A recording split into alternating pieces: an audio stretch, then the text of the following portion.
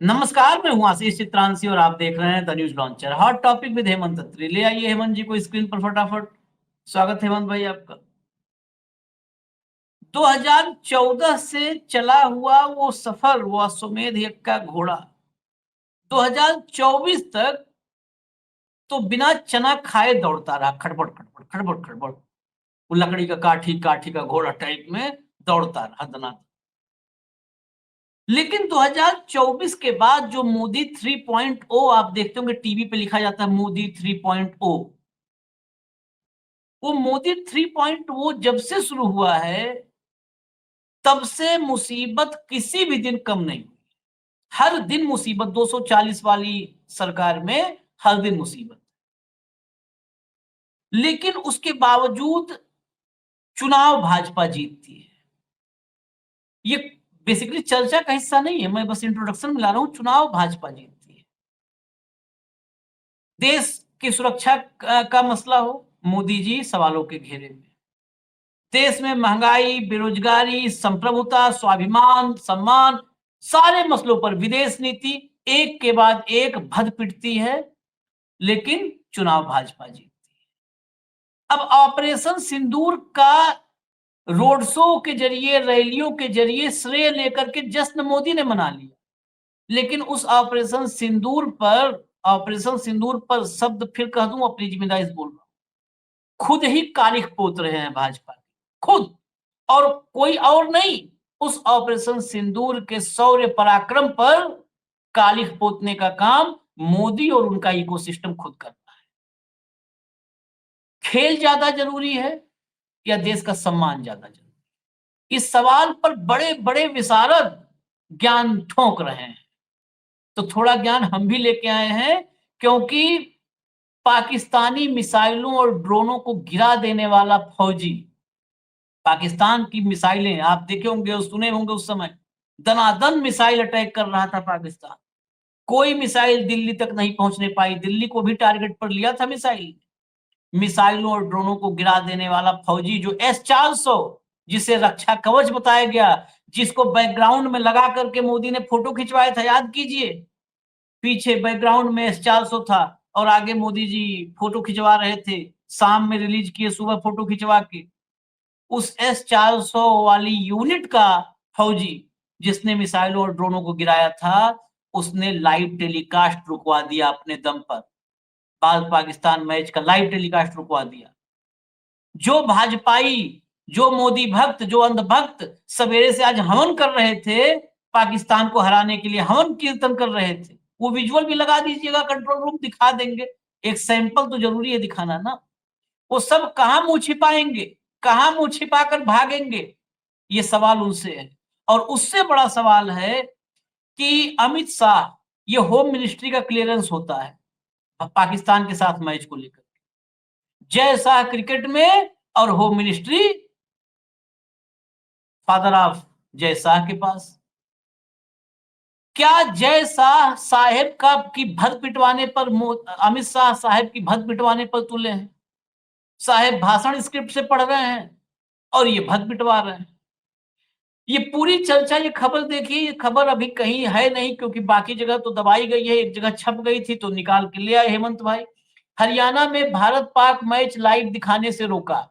हिसार के सार्जेंट ने थिएटर मालिक को फोन किया, बोले मैं ऑपरेशन सिंदूर में था, मेरा साथी शहीद हुआ। चलिए नेक्स्ट जरा दिखाइए, फटाफट लाइए तो इसको। हालांकि फोटोग्राफ आप दिखा दीजिए, ना हो तो ये पूरा का पूरा हेमंत भाई ही बता दें। हेमंत भाई जरा बताइए पढ़ के क्या बातचीत हुई। आशीष भाई नमस्कार, आपको सारे दर्शक साथियों को भी। देखिए, जब चारों तरफ हिंदू मुस्लिम राष्ट्रवाद और फर्जीवाड़े के बीच में एक ये ठंडी हवा का झोंका था, मुझे लगा कभी कभी पॉजिटिव खबर को भी शेयर किया जाना चाहिए दर्शकों के साथ। ये जो साथी हैं भले सिंह, ये सार्जेंट है एयरफोर्स के और मूल रूप से ये राजस्थान के रहने वाले थे। अभी ये कई साल की सर्विस के बाद हिसार के एक गांव में सेटल हो गए। इनको जब पता लगा कि हिसार का जो ये फिल्म थिएटर जो है उसका नाम है सन सिटी, सन सिटी के अंदर लाइव मैच दिखाया जाएगा, शाम को मैच। तो उसको बेचारे को बड़ा एकदम अपने आप में ये लगा कि यार ये गलत हो रहा है। और उन्होंने जो थिएटर के मालिक है उसका नंबर का जुगाड़ किया और सीधा उसको फोन कर दिया अपना परिचय देते हुए। कि साहब मैं ऐसे ऐसे हूँ, एयरफोर्स का रिटायर्ड सार्जेंट हूँ, अभी रिसेंटली रिटायर हुए ऑपरेशन सिंदूर के बाद। उस समय S-400 की जो बैटरी है उस पर तैनात थे अपने साथियों के साथ। तो उन्होंने फोन किया कि देखिए मैं ऐसे ऐसे हूँ सर्जेंट भले सिंह, ये सारा जो घटनाक्रम है ये गलत कर रहे हो आप, और आपको ये नहीं करना चाहिए, मेरा मन नहीं मानता, मेरा मन दुखी है।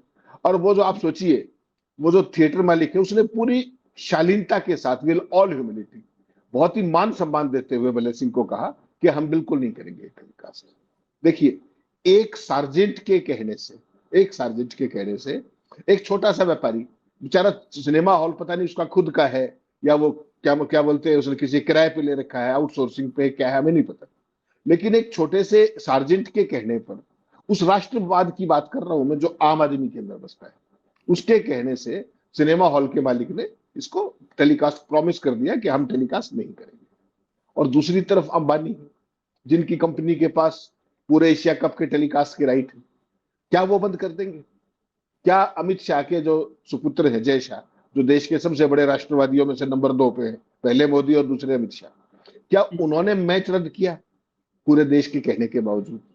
जो अपने शहीद जो थे अपने कानपुर के द्विवेदी, उनकी वाइफ ने कल ओपनली कहा कि भाई ये मैच नहीं होना चाहिए। आधा देश चीखे मार मार के कह रहा है कि ये मैच नहीं होना चाहिए। उसके बाद आपका जो एक आत्मघाती दस्ते का प्रमुख है अनुराग ठाकुर, उसने क्या कहा कि मल्टीलेटरल मैच है, मल्टीलेटरल सीरीज है और आईसीसी का दबाव है, इसलिए हमें ये मैच खेलना पड़ेगा।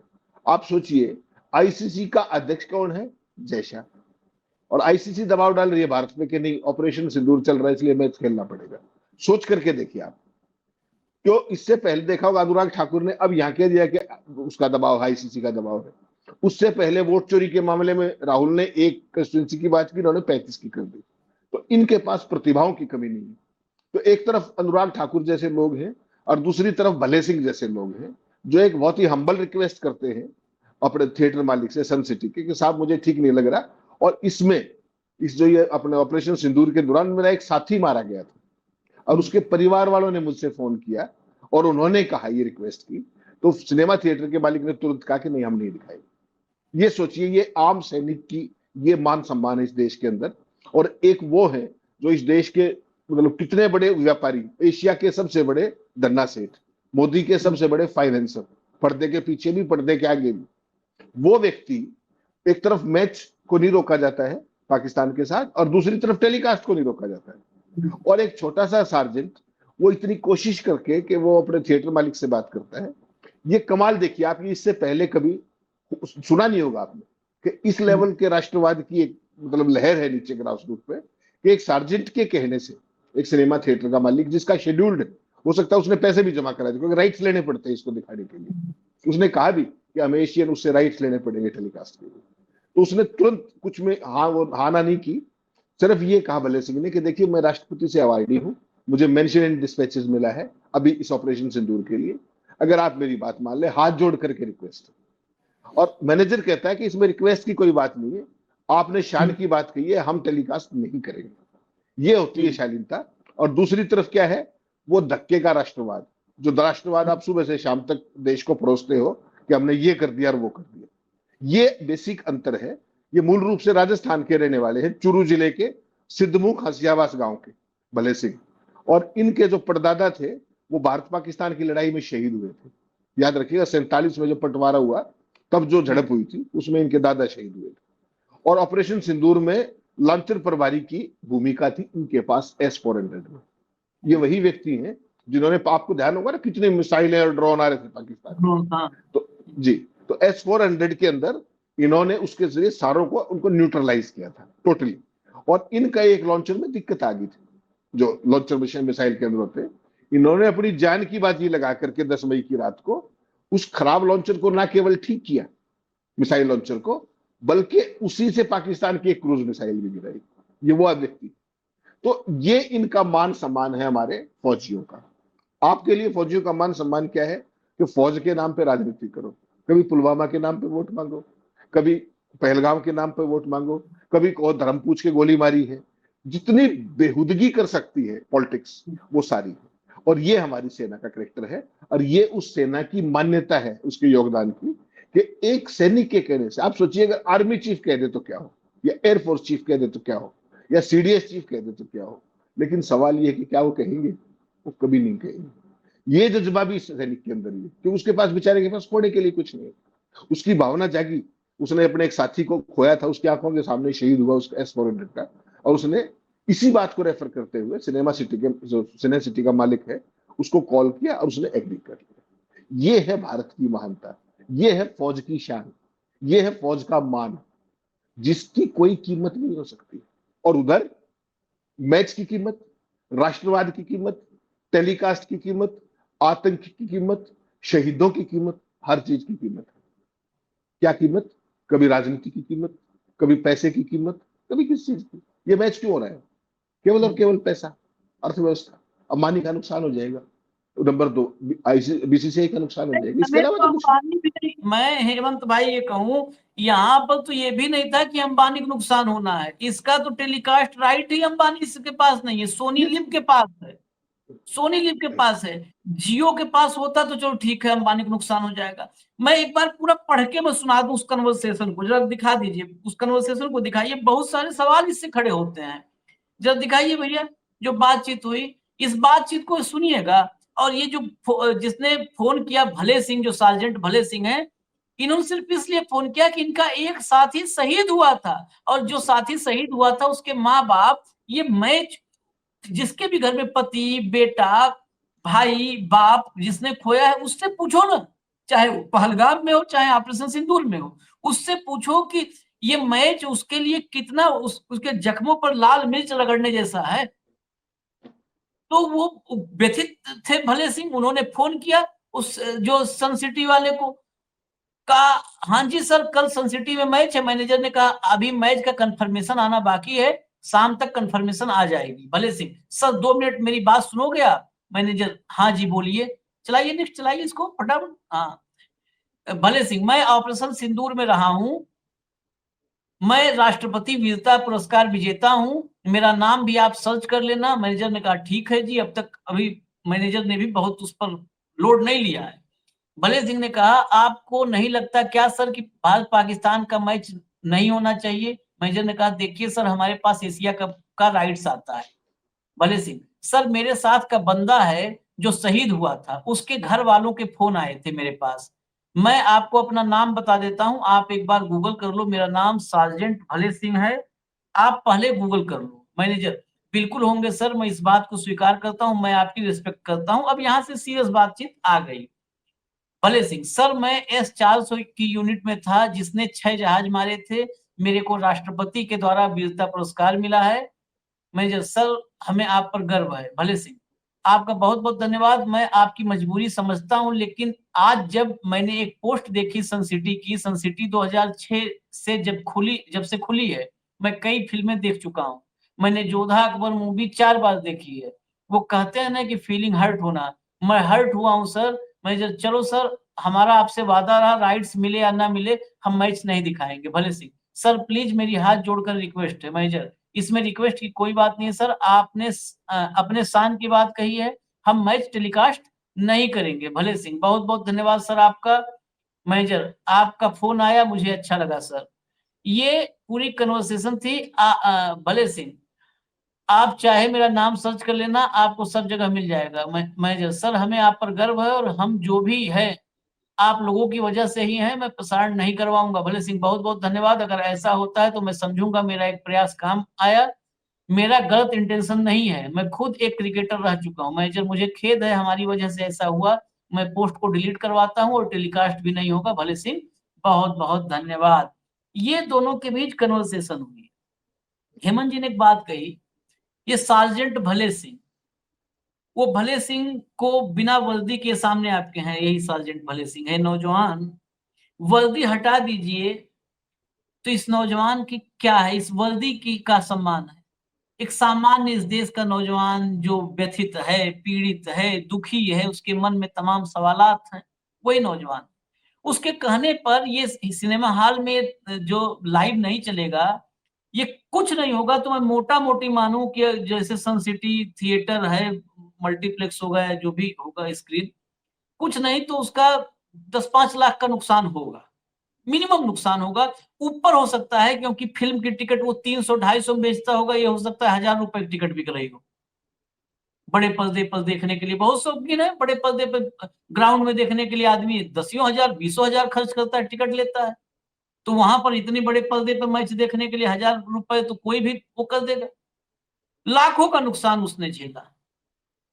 इस देश का प्रधानमंत्री, इस देश की सरकार कितनी संवेदनशील है, जब शहीदों का परिवार, और एक परिवार नहीं है कि कोई एक कह दिया, कानपुर से जाओ गुजरात तक, वही गुजरात जो मोदी जी का गुजरात है, उसी में एक सावन करके एक बच्चा है, उसने अपने भाई और पिता दोनों खोया पहलगाम। वो गुहार लगा रहा है, बाइटें भी हैं, नहीं सुनवा सकते, वही एजेंसी प्रॉब्लम आप सब जानते हैं। कह रहा मेरा भाई लौटा दो, जाओ मैच खेलो, तुम जितना मैच खेलना है खेलो, खिलवाओ, लौटा दो। कितना दिन हुआ भाई, अभी लाइव टेलीकास्ट होगा, सब होगा, लेकिन इस देश की सरकार को फर्क नहीं है। सरकार को ज्यादा संवेदनशील होना चाहिए था। वो मैनेजर मना कर देता कि भाई साहब हमने राइट्स खरीदे हैं, इसके लिए हम राइट्स फ्री में नहीं मिलते हैं भैया, राइट्स बिल्कुल। बिकते हैं। फिल्में तो राइट्स बेच करके ही मुनाफे में आती हैं, है? वो राइट्स खरीदने में पैसा खर्च कर रहा है, और उसने कह दिया कि चलिए कोई बात नहीं, जो नुकसान होगा होगा, हम नहीं दिखाएंगे, नहीं करेंगे लाइव टेलीकास्ट। एक आम आदमी, व्यवसायी, आप लोग मोदी जी और अमित शाह कहते हैं कई जगह मैं बनिया हूं, सौदा करना जानता हूं। अरे बनिया ऐसे नहीं बनो कि जिसके मन में दिल न रहे, कलेजा न रहे, हृदय ही न हो तड़पने वाला, वो भी बनिया है जिसने कैंसिल किया।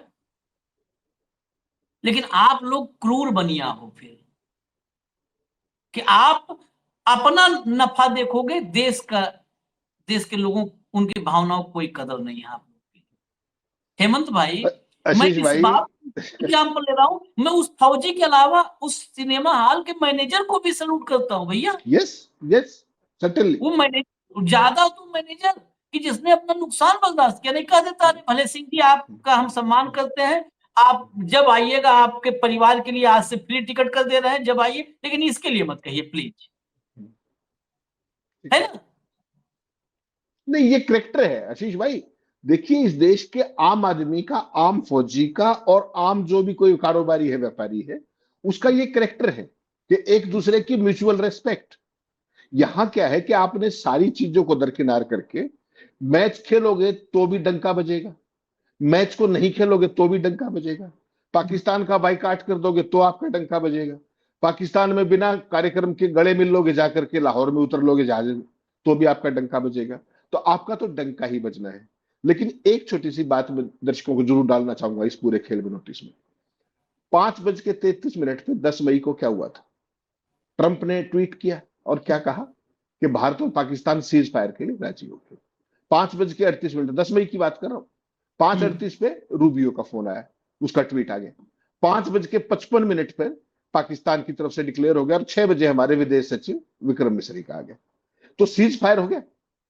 सबसे पहले घोषणा किसने की? अमेरिका ने। तो क्या माना जाएगा, जिसको ट्रंप अब तक 44 बार कह चुका है और कोई जवाब नहीं दे रहा है, कि मैंने सीज फायर करवाया, कह रहा है ना वो। तो आप कथित तौर पर मैं शब्द कह रहा हूं बहुत जिम्मेदारी के साथ, कथित तौर पर ट्रंप के दावे के मुताबिक उनके कहने से आप सीज फायर कर लेते हैं। पूरे ऑपरेशन सिंदूर के दौरान चाइना पर्दे के पीछे था, पाकिस्तान पर्दे के आगे था। ये बात मैं और आप नहीं कह रहे, सीडीएस चीफ कह चुके हैं, डिप्टी चीफ कह चुके हैं, ठीक, जनरल राहुल आर सिंह। उसके बावजूद एससीओ की मीटिंग हुई, तो आप क्या कर रहे हैं? पाकिस्तान का साथ देने वाले चीन के साथ हाथ मिलाते हुए मजबूर हुए कि नहीं हुए? फोटो खिंचवाए कि नहीं खिंचवाए? फोटो ऑप्टिक्स की कि नहीं की? बीच में जाके ठाकालबाजी की कि नहीं? सब कुछ किया। आईसीसी ने कहा तो पाकिस्तान को क्रिकेट खेलने के लिए मजबूर हो गए। ये मैं और आप नहीं कह रहे, ये कौन कह रहा है? ये अनुराग ठाकुर कह रहा है। इजराइल से दोस्ती के दावे करते करते यूएन में, अनुराग ठाकुर का लगा के रखिएगा, बाइट कंट्रोल रूम लगा के रखिएगा, अभी सुनवाएंगे। हाँ, आप कंटिन्यू। इजराइल से दोस्ती के दावे कर रहे थे आप ही कर रहे थे। फिलिस्तीन की जो हमारी जो स्टेटेड पॉलिसी उसको छोड़ करके एकदम यूएन में फिलिस्तीन का साथ देने को मजबूर हो गए। अभी परसों, कल कल को चीन कह देगा या अमेरिका कह देगा तो पाकिस्तान से मिलने के लिए फिर चले जाओगे क्या आप? इतनी देशभक्ति और इतनी मजबूरी, इतनी मजबूर देशभक्ति देखिए क्या आपने। और इस देशभक्ति का भी वोटों के जरिए लाभ उठाया जाता है। आम आदमी का टेम्पर बढ़ा करके, आम आदमी को वो कर, कभी हिंदू मुस्लिम के नाम पर, कभी पाकिस्तान के हेट के नाम पर, इसके अलावा कुछ है क्या? मजबूरी का नाम मोदी सरकार है। और कहते क्या है कि डंका फला ये सब। कल जो वहां मणिपुर में करके आए, सारे देश ने देखा, बच्चियां रो रही थी, आप म्यूट वीडियो चलवा रहे थे। आप किस तरीके के व्यक्ति हैं यार? 865 दिन तक आपकी एक स्टेट, बॉर्डर स्टेट जल गई, और आप वहां जाके झांके नहीं। और अब झांके तो फिर शांति और विकास का वो लेके चल पड़े। अरे उसके लिए माफी कौन मांगेगा? वो जो 60,000 लोग बाहर खड़े हैं, उनका कौन हिसाब करेगा? उनको कौन न्याय दिलवाएगा? उनके तो मुकदमे भी मणिपुर से बाहर चल रहे हैं। ये जो पूरा 11.25 साल में आपने एक प्लान बढ़ा के दिया ना, क्या कह रहे थे वो? आपने कल देखा उनके को, राकेश सिन्हा नाम का एक जीव है, उससे बच्चों हाँ ने पूछ लिया, एक आपका जो मुखपत्र है, कौन से अखबार, मैं तो नाम भी नहीं लेता उसका, वो क्या बोलते हैं आप उसको, प्रचार पत्री कहता हूं, अखबार नहीं है वो, प्रचार पत्र। उससे कल सवाल पूछ लिया वहां पर चाइना उसके अंदर, और उससे पूछा कि मोदी जी तो ये कह रहे थे कि भाई खून और ये सब साथ साथ नहीं चलेगा, तो उसने कहा था क्रिकेट कहां कहा था मोदी जी? बेशर्मी देखिए भाई। राकेश सिन्हा नाम है उसका, अखबार के कार्यक्रम में, सो कॉल्ड अखबार के नाम पे एक छोटी सी बच्ची ने सवाल पूछा उससे कि साहब मोदी जी तो कह रहे थे कि ये सब साथ नहीं चलेगा, तो कहता है कि मोदी जी ने क्रिकेट कब कहा था? गजब की शर्मनिरपेक्षता है भाई। उधर से अनुराग ठाकुर के बयान सुन लीजिए, सारे के सारे जो आपके पोमेरियंस हैं आपके पड़ोस में नोएडा में, सारे कल से चीख रहे हैं, ये करो, वो सचिन तेंदुलकर ये कर दो, फलाना ये कर दो, राहुल द्रविड़ ये कर दो। कोई भी अमित शाह और जय शाह का नाम नहीं ले रहा है। जय शाह मैच क्यों करा रहा है भारत पाकिस्तान का, और अमित शाह ने परमिशन क्यों दे दी? ये सवाल नहीं।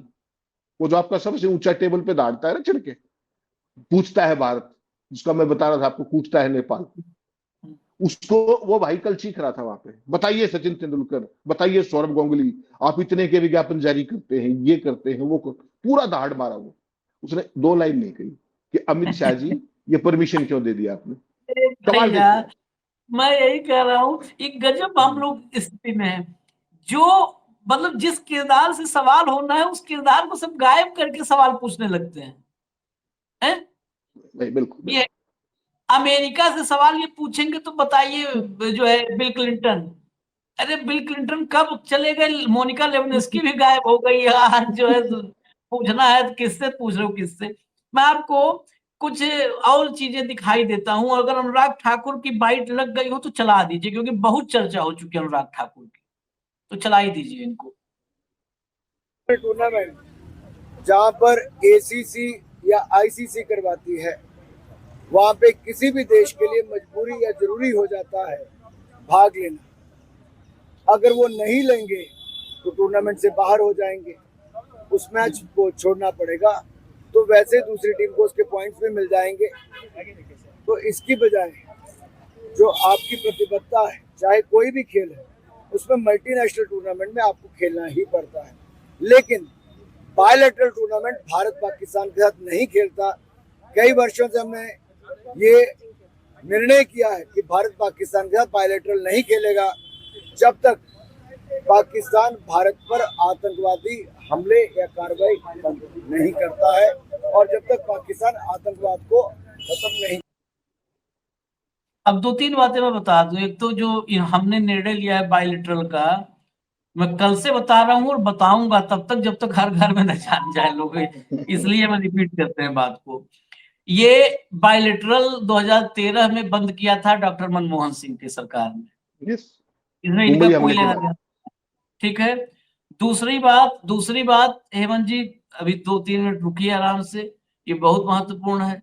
इन्होंने कहा आईसीसी और एसीसी के टूर्नामेंट में हम नहीं खेलेंगे तो बाहर हो जाएंगे, मैच नहीं खेलेंगे, दूसरी टीम को पॉइंट मिल जाएगा। दुनिया में खेलों का सबसे बड़ा प्लेटफॉर्म कौन सा है हेमंत जी? सबसे बड़ा प्लेटफॉर्म ओलंपिक से बड़ा कुछ तो नहीं है। ये क्रिकेट कितने खेलने वाले हैं, हम भी देखते हैं, ऐसा नहीं है कि बहुत लोग कहते हैं क्रिकेट, हम भी क्रिकेट देखते हैं साहब। लेकिन क्रिकेट दुनिया में खेलने वाले कुल मेजर कंट्रीज 10 हैं पूरी दुनिया बारह में, दस 10 10 12 देश, 10। 10। उसके बाद बहुत सारे तो ऐसे ऐसे खेल रहे हैं कि भारत के खिलाड़ी जाकर के अमेरिका की टीम बना लिए हैं, भारत के खिलाड़ी जाके हांगकांग की टीम बना लिए। भारत और पाकिस्तान के खिलाड़ियों को मिला करके कई छोटे छोटे देश टीम बन गए, 10 कंट्रीज हैं।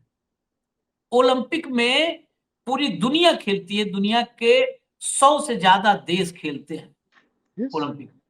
उसे मतलब खेलों का क्या, खेल हो, राजनीतिक हो, दुनिया में सब एक प्लेटफॉर्म जिस पर सबसे ज्यादा देश आते हैं वो ओलंपिक है, उसके अलावा कोई प्लेटफॉर्म नहीं है। उसके अलावा फिर यूएन की महासभा में ही उससे ज्यादा देश आते हैं, नहीं तो ओलंपिक। 1980 कोल्ड वॉर का दौर था, गूगल जा करके सर्च कर लेंगे सारे दर्शक। 1980 ओलंपिक का अमेरिका ने बहिष्कार कर दिया था। सिर्फ वो कोल्ड वॉर की वजह से मेजबानी, जब एकदम सीधे रूस में मॉस्को ओलंपिक था, रूस की राजधानी में उसकी मेजबानी थी, वो कोल्ड वॉर हम झुकेंगे नहीं उस चक्कर में बहिष्कार कर दिया था। वो होता है देश का सम्मान। और मैं एक मतलब इसकी चर्चा कर भी चुका हूं, अमेरिका और तब यूएसएसआर था, सोवियत संघ, ये दोनों खेलों पर राज किया करते थे। एक नंबर पे अमेरिका, 2 नंबर पे यूएसएसआर, या एक नंबर पर यूएसएसआर, दूसरे पे अमेरिका, ये मिडिल टेरी में होते थे। अमेरिका आउट हो गया, खत्म, जाओ, ये सारे मेडल तुम लोग ले लो, नहीं खेलना। और अमेरिकन एथलीट आज भी अमेरिका इस टैली में नंबर 1 पे रहता है। अब चीन खड़ा हो गया है उससे मुकाबले के लिए 1 और 2 वाले। आज भी अमेरिका है, सारे खेलों पे राज करता है, क्रिकेट छोड़ के इसको नहीं खेलता। तो छोड़ दिया। देश के सम्मान संप्रभुता ये होता है मायने।